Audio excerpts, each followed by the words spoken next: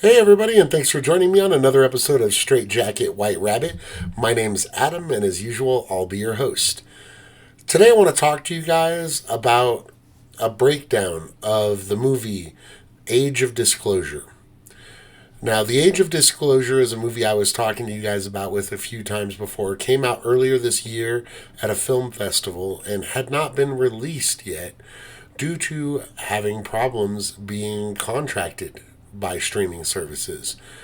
Apparently, Amazon was the one that took the video, so I purchased it on Amazon. I've watched it numerous times since I purchased it. I think it's a great flick. It does have some pros and some cons. Most movies like this do.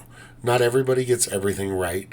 A lot of people have been giving this movie some flack because they don't speak about certain organizations that dealt with crash recovery that are recent operations. I'm not going to give them too much. I'm not going to give them too much grief over that, you guys, simply because there are parts of this that they're still not able to talk a whole lot about. It's classified still. So, unfortunately, they're not willing to go to. I understand not being willing to go to prison because you don't want to talk about something that you are, sworn to secrecy on. Yes, they could have mentioned it, but the simple fact is, if you don't have anything you can really disclose about it, why bring it up? They've told Congress that they get the people with the right clearances. They'll be more than happy to talk to them about that program specifically. However, the positive notes on this, you guys, I took away as a lot more. This film is for beginners in the UFO research field, and by beginners I mean few years under your belt, within a few years. Excellent source of some information. For moderate UFO observers and ufologists, I'd say, medium interest.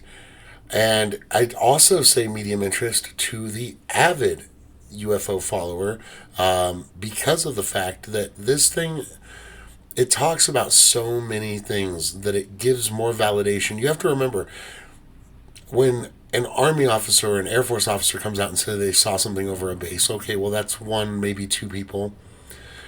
But then when the higher ups come out and say that, yes, this event did occur, that's more people and more validation.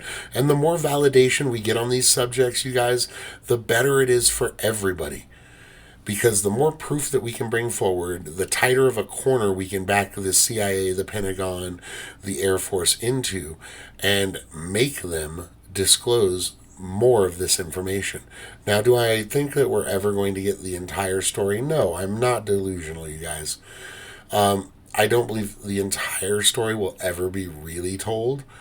I do believe that we can get to a point where most of the story is told. We can get to a point where most of the information is out. Now, do I mean most of the information about like the technology? Absolutely not. And we'll get into why that is here in a little bit. But it validates so many stories and so many things. But before we get into what it validates, I want to talk about the other thing that it talks about and pushes to the forefront, which is, you guys, there's been so much disinformation on this subject. I would honestly venture to say more disinformation on this subject than any subject in history. Our government, specifically here in the United States, is the worst offender of them all. Okay? We have. How do I put this? Okay, so when Roswell happened on or around July 4th, 1947, you guys, you can argue, what you want, whether or not there was one site or two sites, or if there were bodies or not bodies. Something crashed there. We all know, as far as the UFO community, that it was an alien craft. Now, what a lot of people, for some reason, don't put two and two together on is the fact that this is not an isolated event, you guys. This right after, months after, okay, this is July we're talking about when the crash happened. In September of 47 is when the Air Force and the CIA were created by the president. And you guys, this was the true beginning of the actual organizations that were put in charge of the UFO topic. The Air Force to this day, we get more sighting reports from every other branch of the military than the Air Force. Okay, all of them. The National Guard reports more UFO sightings than the Air Force does, you guys. It's ridiculous. These are the people who are in charge of our skies. FYI, they're also the reason that the FAA and all the flights in America are no longer monitored by radar, which they do bring up in this movie. Most people don't even realize that we don't have radar anymore. They think that they see the little air traffic controllers in the movies. They're only picking up the planes that are using their transponders to ping their locations. This is not an active radar system anymore, and we don't use those, I firmly believe, because of the Air Force, because it was showing too many of these objects in our skies and was raising too many questions with people in air traffic control and things of this nature. So we switched to a transponder system, which is way more dangerous, knowing that we have things flying around in our skies that don't have these transponders. Wouldn't you think it's a lot more dangerous to have no radar? Don't you want to know where all the other objects in the sky flying around are? But our Air Force locks down our airspace. They control it all. They monitor every square inch of it, I guarantee you. So why is the Air Force so tight-lipped? Could it be because they were formed months after the Roswell crash, specifically with the intent of guarding our skies and learning more about the UFO phenomenon? The CIA, the same document that created the Air Force, also creates the CIA, the Central Intelligence Agency. You know, big surprise there. This is the agency that all of us ufologists blame for the conspiracies and the cover-ups. Now, this is splintered off into over 16, as they talk about in the film, different intelligence agencies, but CIA is still think of it as the head branch. Okay? So even though, and you guys don't go talking, they mention this in the movie too, the head of the CIA doesn't know jack. It's an elected spot. It's people, it's like our presidents, okay? Very few of them actually know fully what's going on with this alien tech and these bodies.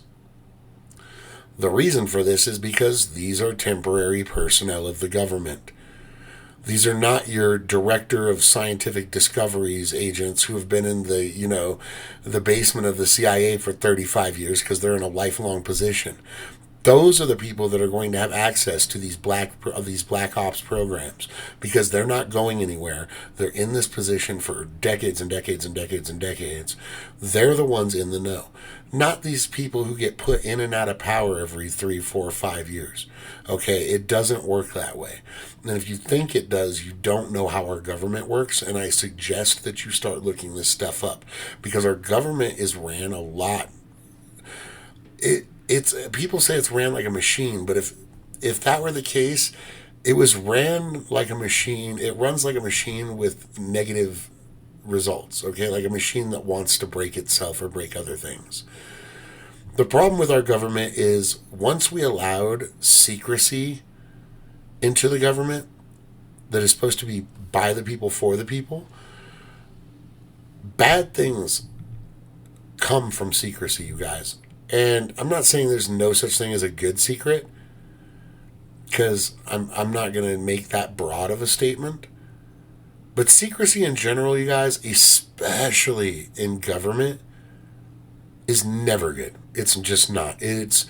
We should demand full transparency from a government that is supposed to be protecting us and doing what is right for us, the people. So, after they created the Air Force and the CIA, is when the real disinformation campaign kicked in, you guys. Okay, yes, they already started the cover up of Roswell, taking back the news story and all that way prior to this, months prior. But the fact of the matter is that they created these organizations to get a hold on this situation and to cover it up.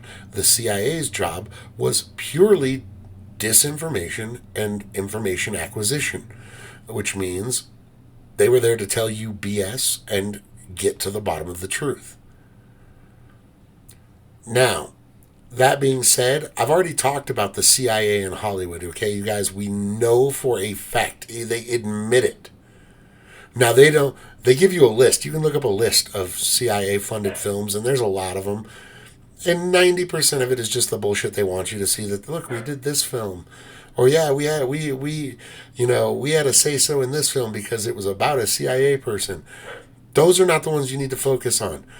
A lot of these movies that are put out about UFOs and aliens and stuff are disinformation campaigns by the CIA so that people wouldn't believe this. Well, the problem is, you guys, they did such a good job in this country that 99% of our scientists believe the UFO phenomenon is a hoax and nothing more. It's a laughable matter for absurd, uneducated people. We're crackpots and nothing more to them. But here's where the giant problem that they've created now lies, which is why I believe disclosure is being forced by both sides slowly. The problem is we are now in a Cold War, you guys. I've said this before. I've been saying it for years. They just confirmed it on this movie. High-ranking officials, military officials, and state government agents have confirmed this now. We're in a Cold War with this technology, you guys, versus China and Russia and a few other countries. This is the nuclear bomb and all this stuff all over again, okay? This is the arms race all over again. We are in a Cold War to figure this out first, because if we don't, it's this simple. We have a very large chance of losing our values, our way of life, if some of these countries get this technology down before we do. Now, this is why I tell everyone constantly on my channel, you guys, I am not against them keeping secret the technology. For the most part. There are some things I'm against. I mean, if it can change humanity for the better, I don't believe that it should be never revealed. I believe that it should be revealed responsibly. But here's something that the movie teaches us about the disinformation campaign, you guys. The CIA was created to do this inside America, which is against its supposed operating orders, although we know they don't really listen to those orders. They also say, right in the movie, that America has, these agencies have no problem killing American civilians if they think that we know something or can do something that threatens national security in the matter of these UFO and UAPs. Simply put, people like Phil Schneider, who ended up with his own medical tubing wrapped around his neck and a shotgun blast. People like these scientists that go missing or get hit by random vehicles that are in hit and runs.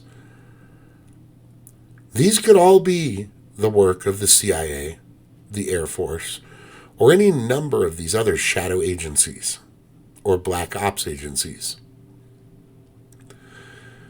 Our government is admitting to our face that they're willing to kill you over this. You, the average citizen, if you have knowledge that you're not supposed to have, or if you've figured out things that you weren't supposed to figure out. I wouldn't be surprised if my life or my brother's life were in jeopardy. Quite frankly, we both have a fairly good understanding of what's going on in this world. People have been silenced for less, you guys. Now, I want to get into some of the things that this movie validated for me because of more people who are different people than I had originally heard these things from coming forward and saying, yeah, this really happened. For one thing, they had the astrophysicist on there who was talking about how he had spoken to George H.W. Bush, or George H. Bush, and through their communications, Bush had told him that the Holloman Air Force Base UFO landing was a fact. For those of you who don't know, in 1964, in New Mexico at Holloman Air Force Base, multiple UFOs approached the base, and one of them reportedly landed at the base. Didn't just land at the base, it landed on the airfield, and the ship, the craft, was disembarked by several alien species. Humanoid-looking alien species, but still alien species. These were not just humans. I said humanoid, okay? People get that. People go, well, how do you know it just wasn't our reverse engineered craft? Or this is 1964, guys. In the timeline of technology and development, we just weren't there. We weren't. I firmly believe we have craft now that we've reverse engineered that have some of the capabilities of these craft. Not all of them, but some of the capabilities of these craft. But these humanoid-looking aliens apparently got out of the ship and actually conversed with and had contact with both Air Force Base personnel and CIA personnel stationed on the base. Here's another little fun factoid for you guys. Do you know that most Air Force bases have a CIA office in them or on them, be it known or unknown? I've run into service members who had no clue they had CIA bases on their military base until I talked to them about it and was like, yeah, look, if you can look it up on these documents. These people are intertwined because they're made for the same flippin' reason. These organizations were made to investigate these sightings, find out and collect information, and, if possible, retrieve technology. And I'm guessing bodies or survivors. Now, the next thing that this video confirmed that a lot of stories have been told about, you guys, our nuclear program. A lot of people know that aliens are interested in our nuclear program, but here's what you may not have known. One of the more popular reasons that people say that they're interested in our nuclear program is because back when we were doing UFO testing, we figured out, quite by accident, that our nuclear bombs seem to malfunction their ships, their craft. It could actually destabilize them enough that sometimes they would crash. Now, a lot of people think that's nuts. We weren't nuking UFOs. We were at test sites and things. Go look up a map of all our atmospheric nuclear testing. It's a lot wider of a net than you think. And there are credible witnesses who came out before this documentary that had nothing to do with the people on this documentary, who came forward and said outright that we had used nuclear testing as a guise to shoot down these craft. And sometimes not shoot down, but to shoot and then retrieve these craft under our oceans. Remember all those ocean tests where we were dropping nukes to the bottom of the ocean? There are a few ufologists who believe that what we were really doing was bombing sites that they inhabited under the ocean. Bases, large craft, I don't know. But it was supposedly us nuking these ships to take them out of commission, to be able to commandeer them and reverse engineer them. Now, the fact that I'm hearing this from brand new government officials, and I've heard testimony from officials over the last 80 years. No, I'm not 80 years old, but I have watched and seen almost every UFO story, documentary, deathbed confessions from military men. I have tossed myself into this subject full force since I was a child, you guys. And the fact is I'm hearing generation after generation as I'm growing up, new people come forward with different perspectives of where they were and what they saw and how much they saw, but of the same instances. This to me says these people were not lying. Okay, these people were not putting their careers at risk to go tell a fanciful tale that they make no money off of. Okay, look up the facts. Most of these military people that come forward do it for either when they're retired or close to death. And 99% of them don't make a dime off of this. I'm not saying none of them have ever written a book. That happens. Happens with news people too when they break a big story, okay? I'm not going to say no one ever made any money off of this. But the vast majority of these witnesses don't make a red cent off of this. So what's their upside for coming out and telling us this? So these people aren't making a red cent off of telling these stories and coming out and explaining these things to us and putting their own careers, their own lives in jeopardy. Why wouldn't I believe them? And I'm not saying believe everyone who comes out, but if you can verify from multiple people that the same instance happened, chances are they're not lying, especially when these people have had no contact with each other. They're not in cahoots. They didn't, room together in the military or some things. These are separate people who had these experiences, and now they're coming out and they're telling their stories. And this, like I said, this documentary does a good job on bringing up this thing. So we talked about the nukes and how we were using them against these craft to try to create more crashes so we could recover more technology. The next thing I want to talk about is another big issue in this, you guys.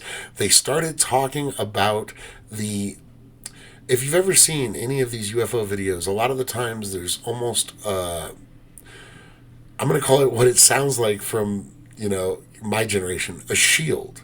Okay, there's a bubble around it. There's something around the actual craft, whether it's just seen as kind of a physical distortion or a blurry area, or some people have described it as like waves of heat, like the mirage look you get where it's all wavy.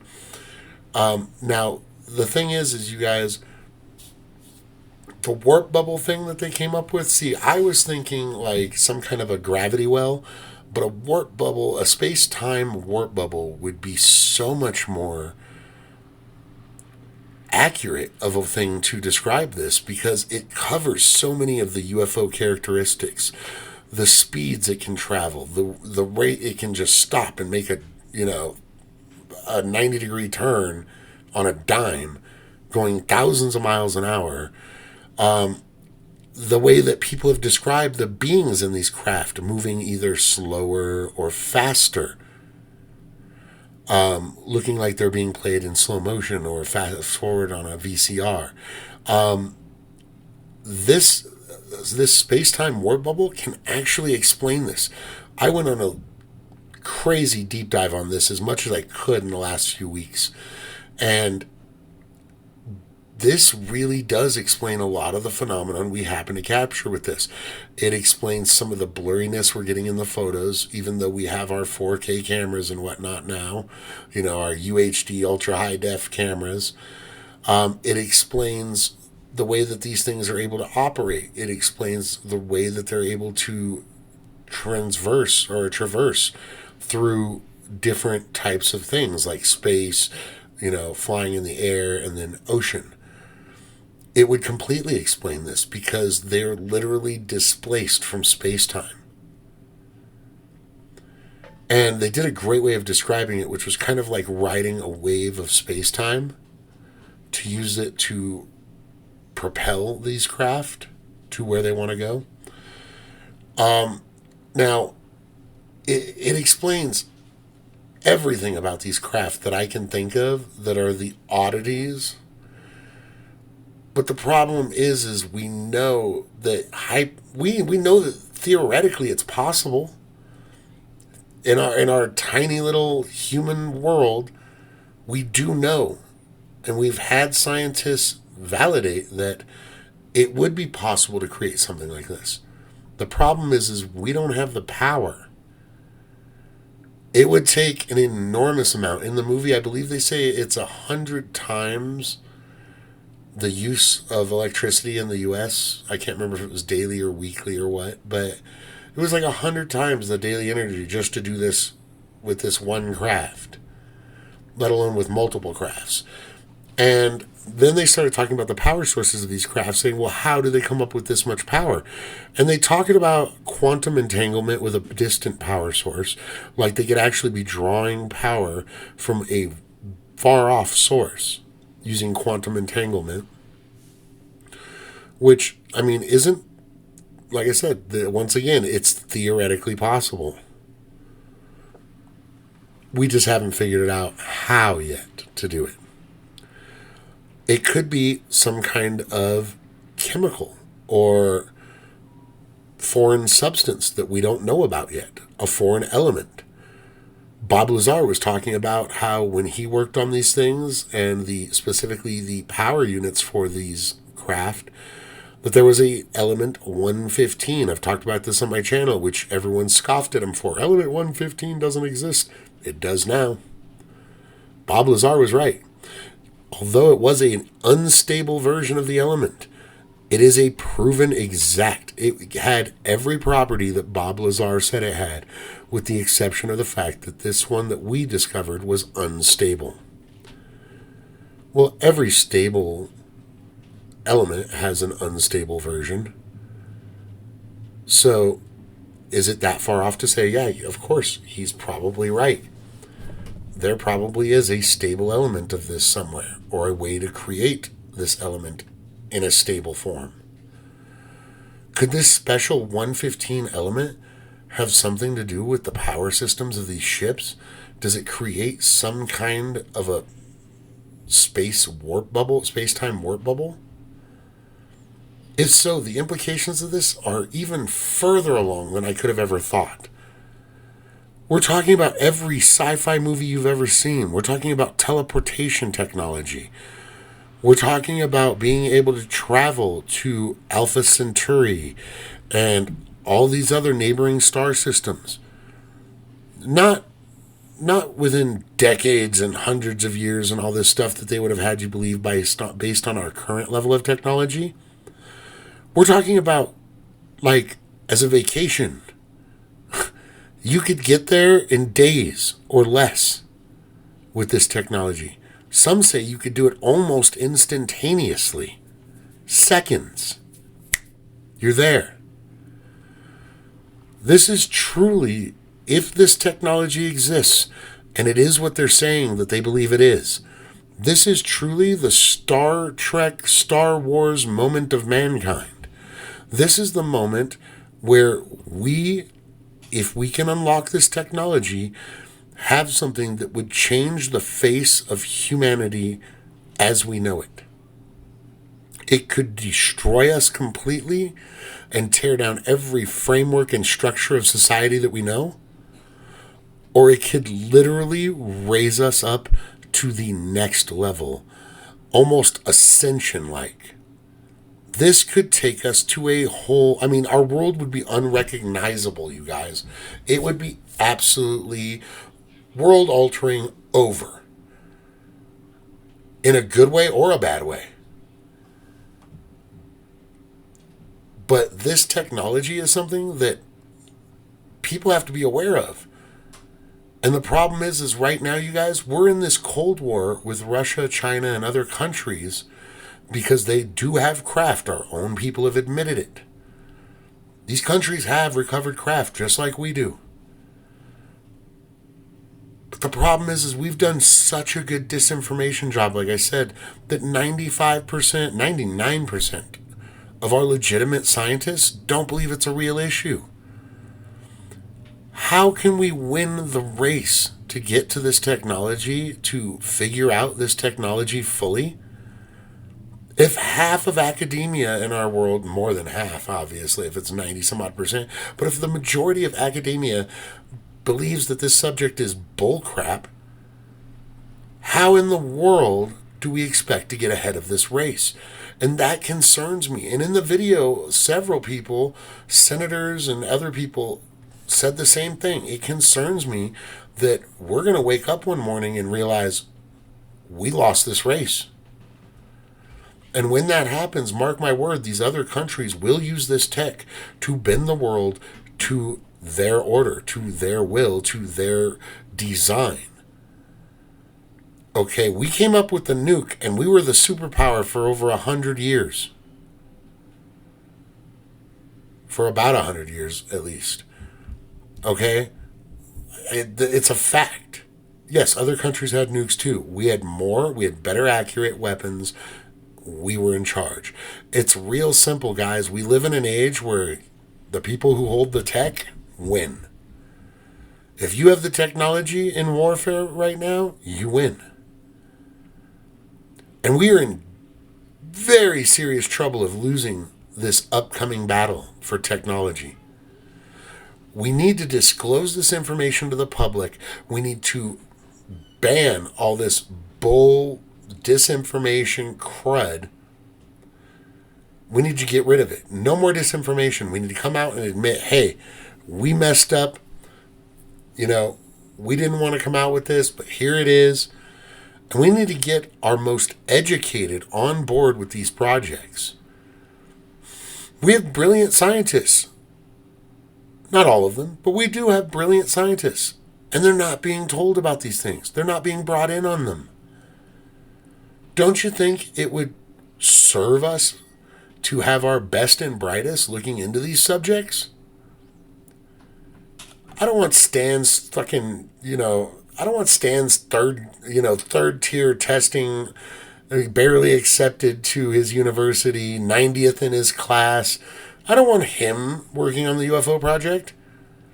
I want our, top of the class 1%. I want the Einsteins working on these devices. Okay, I want the innovative thinkers. I want the brightest of the bright to be working on these and finding a way to make sure that we are the ones that unlock this technology first. So all in all, you guys, I have to give it to this film. I really, really do. The Age of Disclosure. If you haven't seen it, go to Amazon, get it, rent it. I suggest buying it. It's literally only a few dollars difference between renting it and buying it. If you're going to pay that much, you might as well own it and watch it as much as you want. That way, if there's interesting parts to you or things you didn't know, you can rewatch them later to better verse yourself on the topic. Now, a lot of people came out, like I said, and threw shade at this movie. Oh, it wasn't worth it. Oh, it wasn't worth it.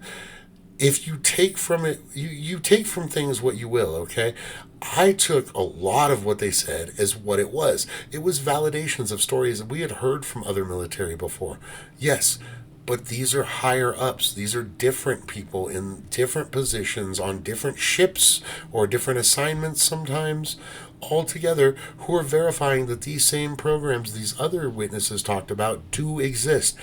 Verification and all these things in any form is great, and it's something we need to really strive for in our society.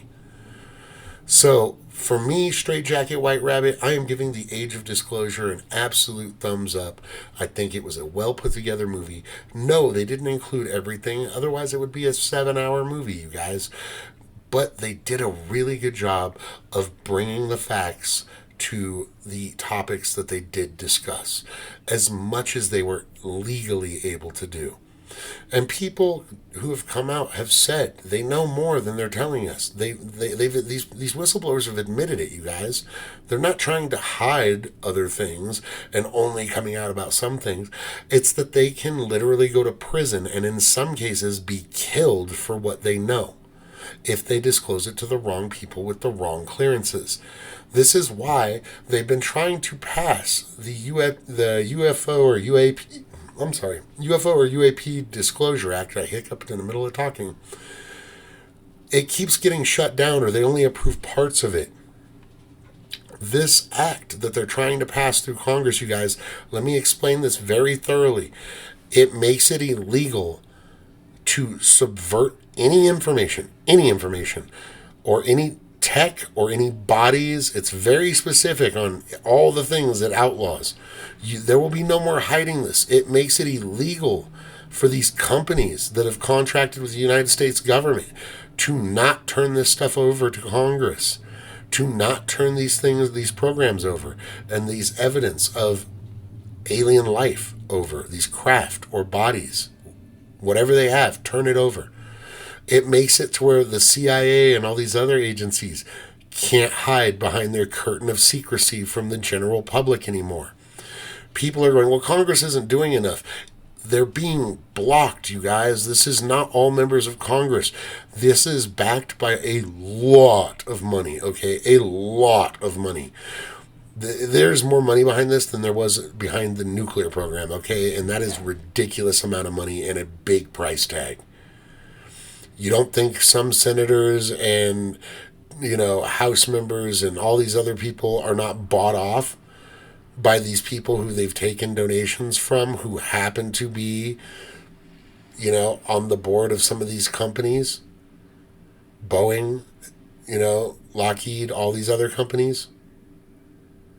This is the way it works. This is the way private contracting for the government works. They do it so we can't keep our eyes on them, so that they can subvert the U.S. people, so that they can subvert Congress. If we can work on getting things like this bill passed and bring enough attention to this subject, I've said it before, you guys, full disclosure is probably never going to happen, but an actual disclosure can and will happen if we keep the pressure on. And if need be, we cause a revolution. Because otherwise, you guys, it's already over. I genuinely believe we have either fallen behind or we are close to falling behind on unmasking this new technology. These other countries are gaining ground. And is it any wonder they don't tell their scientists and their elite people, oh, this is a bogus topic? They just don't do it. They operate differently. You can bet and rest assured that Russia and China and all these other countries that have UAP and UFOs that are recovered, you can bet that their best and brightest have been brought into the fold and are working on these projects. Isn't it about time America does the same? Anyways, this has been another episode of Straight Jacket White Rabbit. I just want to say peace out to everybody. I love you all a ton. I want to say congratulations to our 2 new moderators, you guys. We got 2 new moderators in the chat today. I just wanted to say thank you to you two because, you guys have stuck with me. You guys have stuck with the membership, stuck with the channel. You've supported me. You are awesome in every chat. So I just wanted to let you guys know that we have 2 new moderators. It's Melinda Foster and it's Freight Train. Pretty sure you guys are in the lobby right now, even though this isn't live. I'm sure I see you in there. So congratulations, you guys, on your new moderator rank on my channel. And I want to tell you guys all, I appreciate you so much. Memberships help me out a great deal, offset the cost of production with the softwares and things that I have to run to be able to bring my channel to you. So I really, really appreciate all the memberships. But even above and beyond all that, you guys, beyond all the super chats and everything, I really appreciate you guys watching my videos and subscribing to my channel. You guys' subscriptions and stuff is what's going to help me build up AdSense revenue so that I can eventually go on full time and, open up into the other branches of things I want to do on here, like the full-time ghost hunting and other things of that nature. So I want to thank all of you once again. You guys have been awesome in supporting my channel. For tonight, that's all. Straight Jacket White Rabbit signing off. You guys have a great one.